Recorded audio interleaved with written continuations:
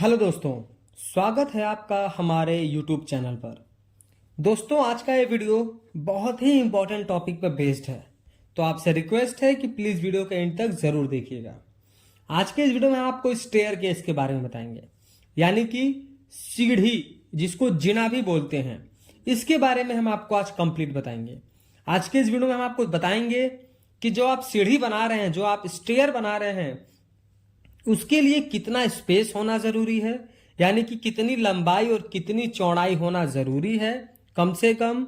उसके बाद जो हमारा राइजर है, राइजर कितना होना चाहिए, ट्रेड कितना होना चाहिए, जो हमारा फ्लाइट का डिस्टेंस का एंगल है वो कितना होना चाहिए, और भी कुछ ऐसे इंपॉर्टेंट टॉपिक आपको बताएंगे, इंपॉर्टेंट पॉइंट्स आपको बताएंगे, जो कि अक्सर अभी के टाइम पर देखा जा रहा है बहुत सारे कंस्ट्रक्शन में कि स्टेयर केस में ढेरों मिस्टेक देखी जा रही हैं।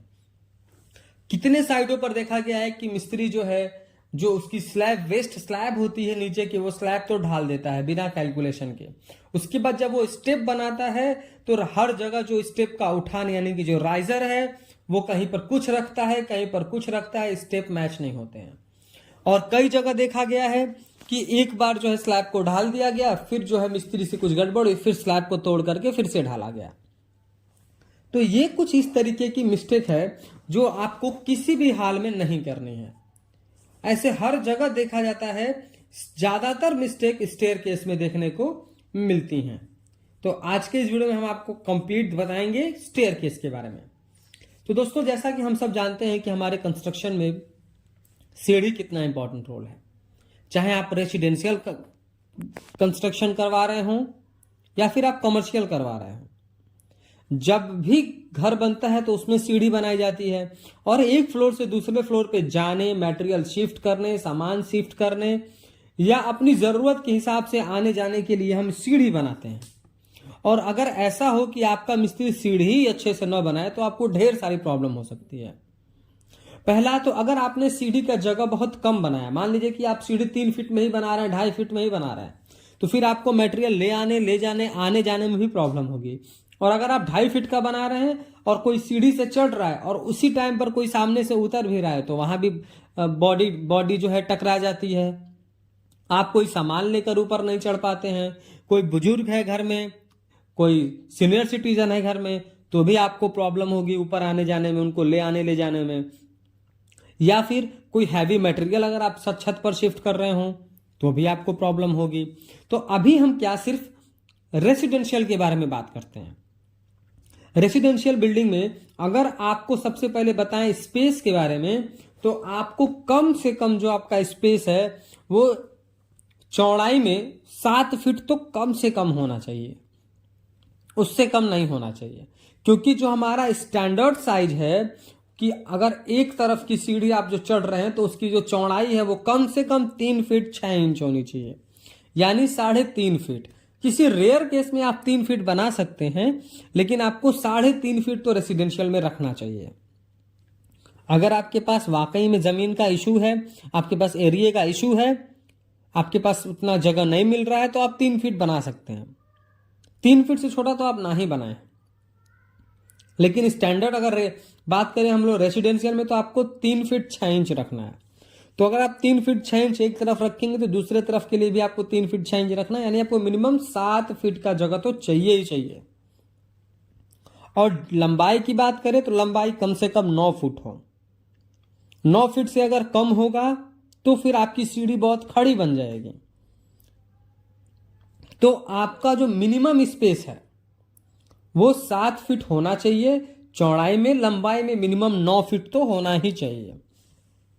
अब 9 फीट ही क्यों कहा जा रहा है? अगर आप 9 फीट से कम 7 फीट 8 फीट रखते हैं तो जो आपकी जो सीढ़ी है वो खड़ी हो जाएगी, और आपकी जमीन और आपकी सीढ़ी जो चढ़ी हुई है उसके बीच का जो आपका एंगल है वो कभी भी 45 डिग्री से ज्यादा नहीं होना चाहिए। यानी वो जो एंगल है जो आपको इमेज के माध्यम से दिखाया जा रहा है वो 30 डिग्री से कम ना हो और 45 डिग्री से ज्यादा ना हो। तो 30 डिग्री मिनिमम है, 45 डिग्री जो है मैक्सिमम है। इसलिए आपको कहा जाता है कि 9 फीट से कम नहीं होना चाहिए, तो आपकी सीढ़ी जो है खड़ी हो जाएगी। आपकी लंबाई जो है वो डिपेंड करती है कि आपने स्लैब की हाइट कितनी बढ़ा रखी है, तो ये भी एक फैक्टर है। तो हमने स्पेस के बारे में देख लिया, हमने देख लिया एंगल के बारे में। अब हम बात करते हैं अपने राइजर के बारे में। राइजर किसको बोलते हैं?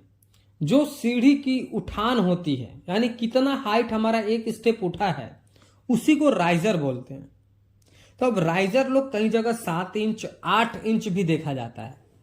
इतना उठा अगर आप राइजर बनाएंगे तो ऊपर से जब आप नीचे की तरफ आएंगे तो आपको गिरता हुआ अपने आप को आप फील करेंगे, और जब चढ़ने की का टाइम होगा तो उस समय आपकी बॉडी जल्दी थक जाती है, क्योंकि लंबे लंबे स्टेप उठाने पड़ते हैं।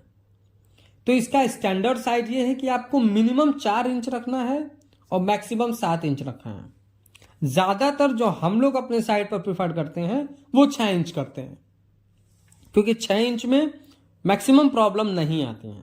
आप 5 इंच रखें, ज्यादातर कॉमर्शियल प्रोजेक्ट में 5 इंच रखवाई जाती है, चाहे वो हॉस्पिटल हो, मॉल्स हो, इन सारी जगहों पर जो है जहां पर पब्लिक का क्राउड ज्यादा है, या फिर जो हमारे कॉमर्शियल प्रोजेक्ट हैं वहां पर हम 5 इंच प्रिफर करते हैं। लेकिन रेसिडेंशियल में हम 6 इंच राइजर जो है प्रिफर करते हैं। तो आपको 6 इंच ही लगाएं तो आपको कोई दिक्कत नहीं आएगी। ये तो हो गया हमारा राइजर। अब ट्रेड के बारे में बात करेंगे। ट्रेड किसे कहते हैं? ट्रेड का मतलब कि जिस पर आप अपने पांव को रखते हैं, सीढ़ी चढ़ते समय आपका पांव जहां पर आता है उसी को ट्रेड बोलते हैं। तो आप सीधा सीधा इस तरह समझिए कि ट्रेड इतना बड़ा तो हो कि आपका पैर अच्छी तरीके से उस पर आ जाए, वरना अगर पैर अच्छी तरीके से नहीं आएगा तो उतरते समय आपका पैर स्लिप होगा, और मैक्सिमम घटनाएं इसीलिए होती हैं। तो वो आपको कम से कम 10 इंच रखना है। अगर 10 इंच से आप कम रखते हैं तो फिर आप तैयार रहें कि आपके वहां कभी भी घटना हो सकती है। तो आप मिनिमम 10 इंच रखें और मैक्सिमम 12 इंच रखें। तो आपने राइजर भी देख लिया, आपने ट्रेड भी देख लिया। अब बताएंगे आपको कि मिस्टेक क्या करी जाती है साइडों पर। सबसे पहले जो भी आप सीढ़ी बना रहे हैं वो क्लॉकवाइज में हो, यानी घड़ी की सुई की चलने की दिशा में होनी चाहिए। एंटी क्लॉकवाइज आप स्टेयर ना बनाएं। जब भी हम कहीं साइड पर जाते हैं तो ज्यादातर हम यही देखते हैं कि जैसे न तैसे कॉन्ट्रैक्टर जो है स्टेयर को बना देता है, पर आप प्रेफर करें कि आपका जो स्टेयर है वो क्लॉकवाइज में बना हो। उसके बाद रेलिंग लगवाना बहुत ही इंपॉर्टेंट है, वरना घटनाएं कभी भी घट सकती हैं। और रेलिंग आपको स्ट्रांग लगानी है, तो आप तो एमएस की रेलिंग लगवा सकते हैं, इस लोहे की, या फिर आप स्टील की रेलिंग लगवा सकते हैं। स्टील की रेलिंग थोड़ी कॉस्टली होगी, एमएस की रेलिंग थोड़ी कॉस्टली स्टील के रिगार्डिंग कम होगी, लेकिन आप लोहे का भी लगवा सकते हैं। अब सबसे बड़ी मिस्टेक जो ज्यादातर साइडों पर करी जाती है कि जो स्लैब होता है हमारा, जिसके ऊपर हम स्टेप बनाते हैं, जिसको हम वेस्ट स्लैब बोलते हैं, आपको इमेज के माध्यम से दिखाया जा रहा है। ये वेस्ट स्लैब की थिकनेस बहुत जगह देखा जाता है लोग 3 इंच रख देते हैं। ये बहुत गलत है। आपको मिनिमम 100 mm रखना है, यानी कि 4 इंच से कम तो रखना ही नहीं है आपको। लेकिन लोग कहते हैं अरे सीढ़ी है थोड़ा कम भी रखेंगे तो चलेगा। नहीं, ऐसा नहीं करना है आपको, वरना सीढ़ी कोलैप्स हो सकती है। तो आपको कम से कम 4 इंच रखना है। ये कुछ बेसिक डिटेल्स थे स्टेयरकेस के बारे में। उम्मीद करते हैं कि आपको सारी चीजें समझ में आ गई होंगी। अगर कुछ कंफ्यूजन है तो आप कमेंट्स बॉक्स में हमसे पूछ सकते हैं, या फिर आप इंस्टाग्राम पे हमें डीएम भी कर सकते हैं। इंस्टाग्राम का लिंक आपको वीडियो के डिस्क्रिप्शन में भी मिल जाएगा। और अगर आप कोई भी ड्राइंग बनवाना चाहते हैं तो हमारे यहाँ पेड सर्विस अवेलेबल है। आपको डिस्क्रिप्शन बॉक्स में या फिर चैनल पे आपको हमारा कॉन्टैक्ट नंबर मिल जाएगा, हमारी ईमेल आईडी मिल जाएगी। आप हमें व्हाट्सएप या फिर ईमेल के थ्रू भी अपना ड्राइंग बनवाने के लिए दे सकते हैं। वीडियो पसंद आया तो प्लीज़ वीडियो को लाइक कर दें, और अगर चैनल पर नए हैं, कंस्ट्रक्शन से रिलेटेड ऐसे ही इंफॉर्मेटिव वीडियोज इन फ्यूचर देखना चाहते हैं तो प्लीज़ चैनल को सब्सक्राइब करके बेल नोटिफिकेशन को ऑल पर प्रेस कर दें। Thank you.